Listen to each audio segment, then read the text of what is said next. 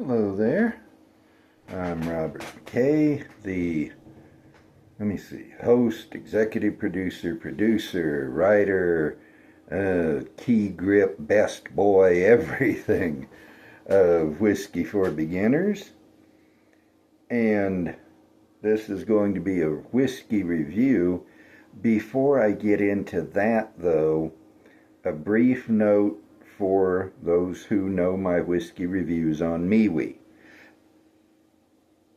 I have for, I'd say 3 years at least, and probably longer, I've been drinking whiskey for 4 and a bit more, but I don't remember just when I began doing reviews.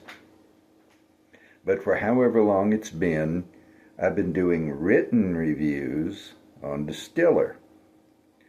And there's nothing wrong with that, but I'm going to discontinue that.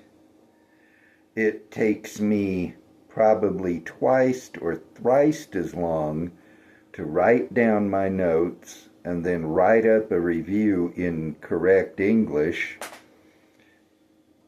Twice or thrice as much to do that, as much time, as it does to do a video review. So I'm going to dispense with written reviews. I may occasionally do one if for whatever reason I think it's worth the extra effort, or I have more time than I normally do, or what have you. But you can just assume that from here on out my reviews will be videos here on Whiskey for Beginners. With that in mind, the whiskey I'm going to be reviewing tonight is this one. It is Four Roses Single Barrel Kentucky Straight Bourbon Whiskey.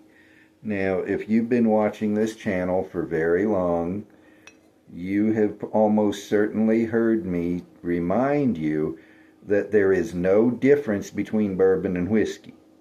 Bourbon is whiskey. And to paraphrase Richard Patterson, if I catch you talking about bourbon and whiskey, I'll have to kill you. Now this is a single barrel, so the review I'm going to do will apply only to this one barrel. That's the nature of a single barrel. This is warehouse number NS, November Sierra, barrel number 3-5P, Papa.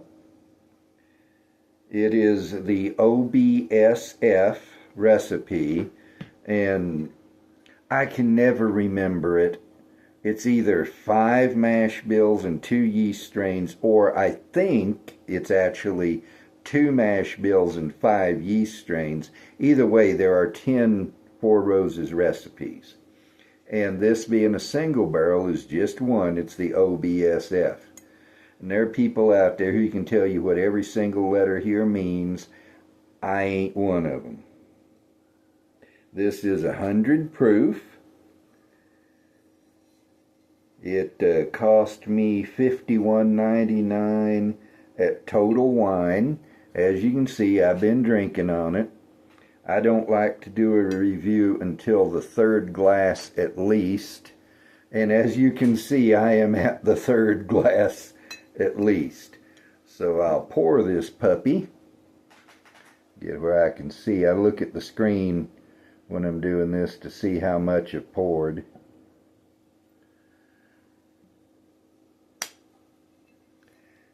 Then we stick that up on what I call the platform. And if I turn it straight, then I have to move it over, so I turn it cockeyed. And that way y'all can see the label, but I can see the screen. You're saying, yes, but we can see you too. Turn it back. Oh well. I'm going without having the tasting sheet in front of me. I've made up my own that works for me.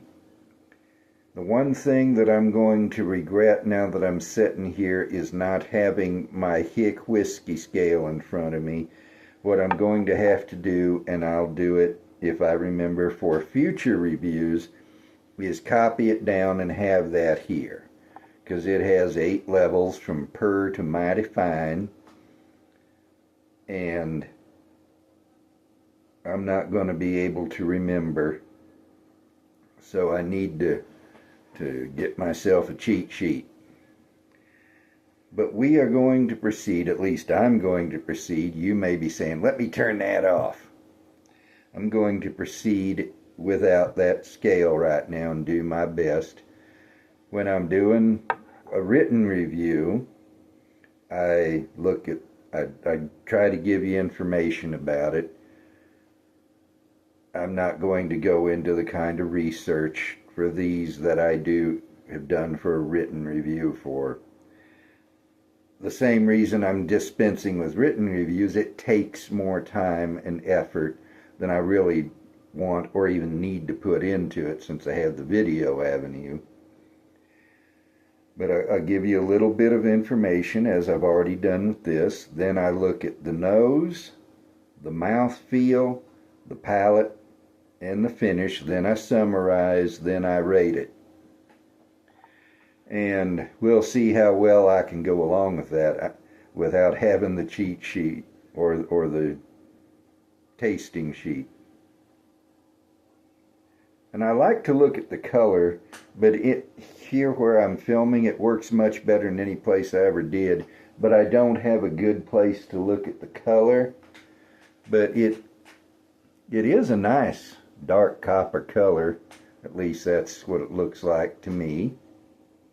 By the way, I didn't look to see if there's an age statement on here. I don't believe so. And I do not see an age statement. So, by the way, did you know that Four Roses comes from Lawrenceburg? Well, those of you who know about MGP are saying, wait, what? I thought they made their... Yeah, this is Lawrenceburg, Kentucky. The MGP is in Lawrenceburg, Indiana. On the nose, there's smoky brown sugar. Not a lot of alcohol. Of course, it's only 100 proof, but still I would expect to get more than I'm getting. There might be a little bit of citrus under there. There's a note that I can only describe as a warm note. I've been getting it on some whiskeys for 4 years. I've never been able to dissect it and see just what its components are, but it makes me think of warmth, and I'm getting this. It's not one of the main notes on the nose, but it is there.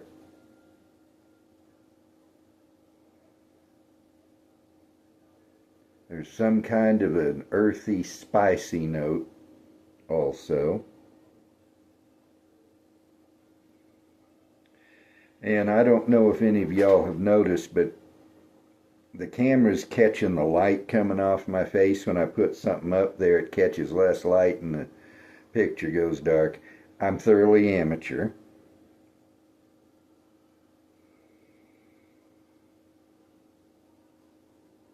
Well, I think that's about all I'm going to get off of the nose at least until I take a sip. So now this first sip will be for mouthfeel.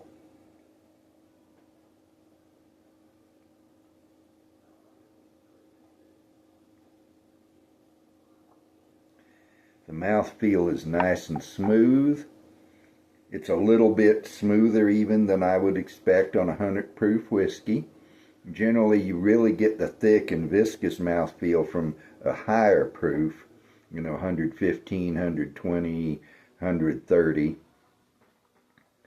But there's more to the mouthfeel than just the alcohol in it.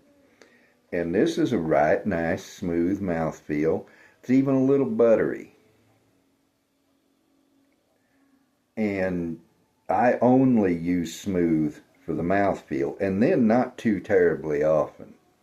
Smooth is not a taste. It's a texture. You can't see it, but what I rest everything on here is a slab of marble. Listen to the click. That's the glass hitting the marble. That feels smooth.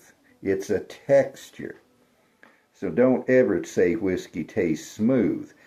Tell me exactly what you're getting, at least as best as you can. And for newbies, I understand you may not be able to pick out as much as I can, and even after 4 years, I can't pick out as much as just about everybody. Having taken that one sip and gotten some of it into my mouth, and it's going through my sinuses and all, now getting some honey. The citrus is definitely there now. I'm not sure what it is, lemon and or orange. It might be lemon and orange mixed. But it's a right nice nose.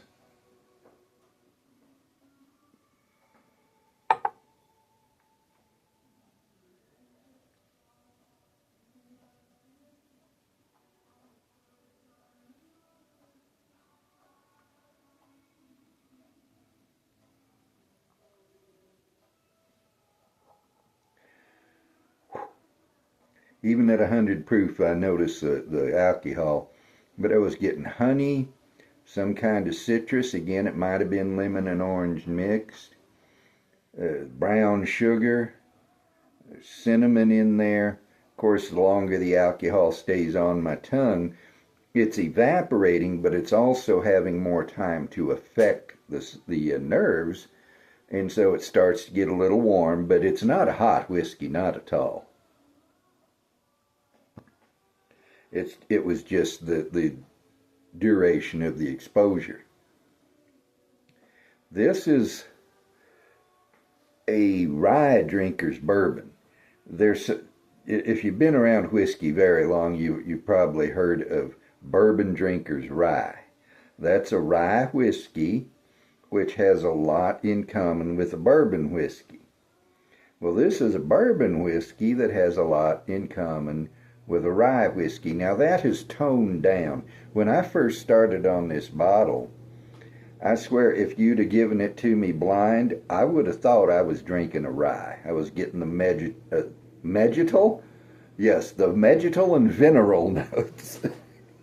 I mean vegetal and mineral notes, which for me are the characteristics of rye whiskey.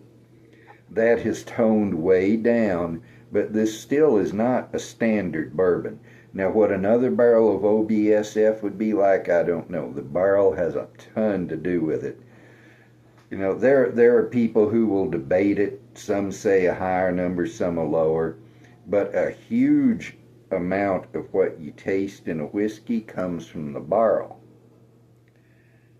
And one of the ways you can tell it's a young whiskey is if it's still grain forward. There's a lot of the grain flavor still in it rather than the barrel.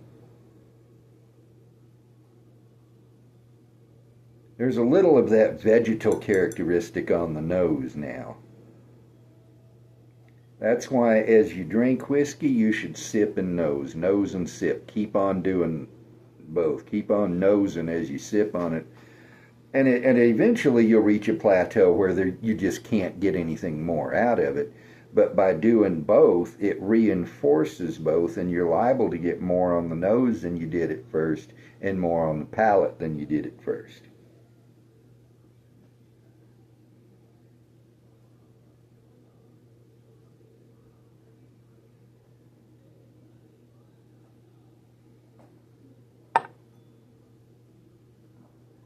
On that sip, that citrus note was way up there.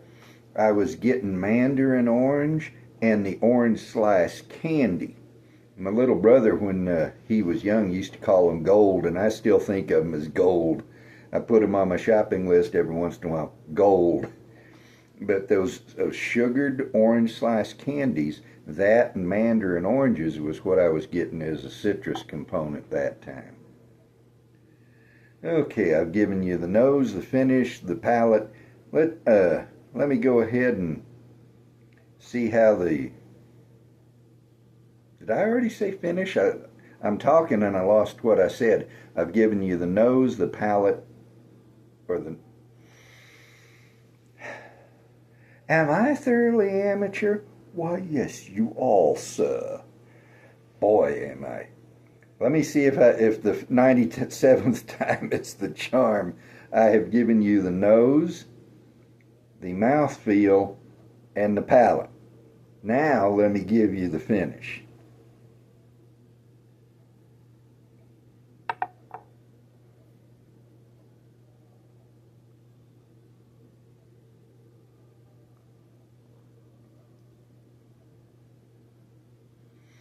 There is the vegetal and mineral characteristics of rye. They just bloomed across my tongue after I swallowed.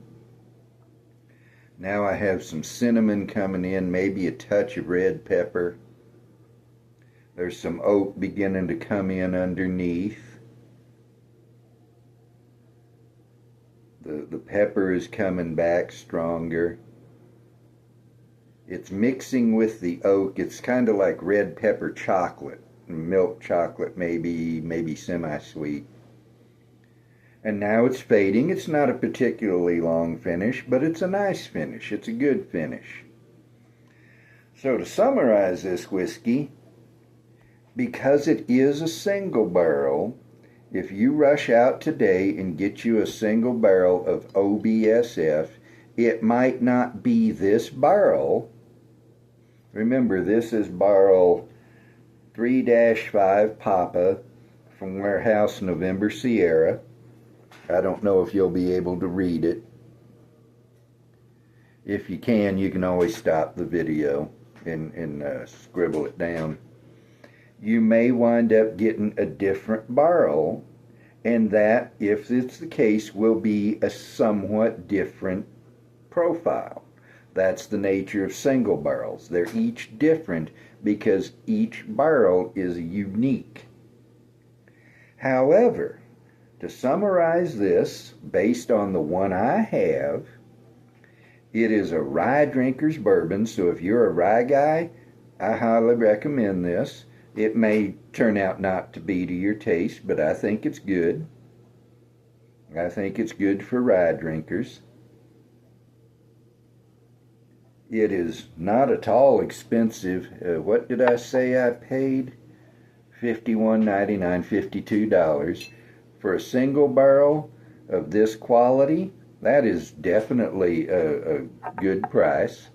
I've seen whiskey that wasn't this good that cost $10, $15, $20 more. It's easy to drink as long as you're used to a little bit of proof. It is 100 proof, so if you're a newbie, you might not be ready for this. But if you've had enough experience that 100 proof doesn't bother you, remember I said this is not a hot whiskey, so that won't be a problem. I really think you could do worse than try this. And I can't guarantee it'll be another OBSF, because there are 4 of them that if I'm not mistaken, 4 of these special single barrels. But I will, whenever it is, someday, try another of these special release single barrels. There is another single barrel. It's all the same recipe. I don't remember what, but it has a beige label, if I remember right. As for the rating, trying to remember my scale. If I remember right, level 6 is fine. What that translates to in stars and 10 out of and how many out of 10, how many out of 100, I don't remember. But I would just, without consulting the scale, call this fine whiskey. I recommend it. Okay. That goes over there so I can reach the button.